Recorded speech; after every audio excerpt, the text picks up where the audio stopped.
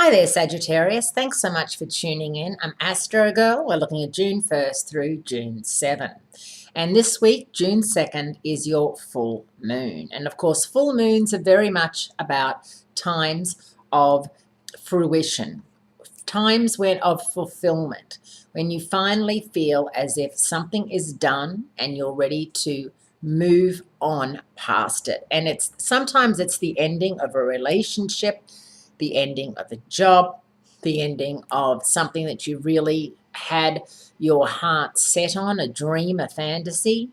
And sometimes it's simply the ending of something which has been coming for a while, even from like the beginning of the year, where you knew a friendship was coming to an end, or a relationship, or a job, or anything like that, a roommate, anything like that that you knew was coming to an end. And around this time, you're going to really realize that it's time to let go.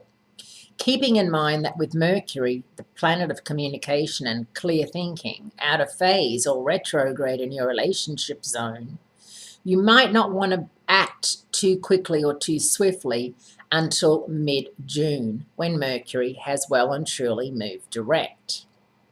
It may be harder than usual to figure out how to bring things to a happy conclusion this week, because the Sagittarius full moon on Tuesday has a couple of issues that are all named Neptune. Neptune is interfering with your full moon, Neptune being the planet of fantasy and the planet of dreams. The full moon shows Neptune in a potentially dangerous square off with both the sun and the moon. This pattern points to a time when being unrealistically cheerful is going to be a lot easier than trying to resolve the problems you face, Sagittarius. Even if reality isn't a very pretty picture right now, this week is a time when it's crucial to stay real, and that's something that you're actually very good at, because the alternative could be a big mess. On Friday, Venus, the goddess of love, moves into Leo, and she stays there right through the first week of September.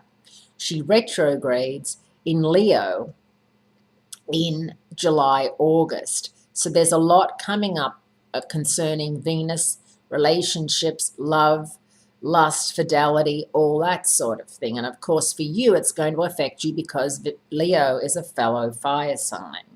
More on that next week and as we get further into it. But just know that if you're single, once Mercury moves direct, June 11, it's going to be a nice time for you to meet someone who is from another country, has a foreign accent, or you are going to be traveling for work or pleasure or both, and you'll meet somebody. And by the end of the year, some of you will be making the decision to move overseas because you've met somebody and you don't want to do the long distance thing, again or for an extended period of time. So there's some big changes coming up. So you'll have Venus in Jupiter and, Venus in Leo and Jupiter in Leo over the next couple of months. So that's going to be quite a bonus for you. However, Venus retrograde is not going to be quite the bonus, but as I said, we'll talk about that more next week. Have a great week, Sagittarius. Make sure that you use that full moon in your sign wisely on Tuesday. I'll speak to you next week.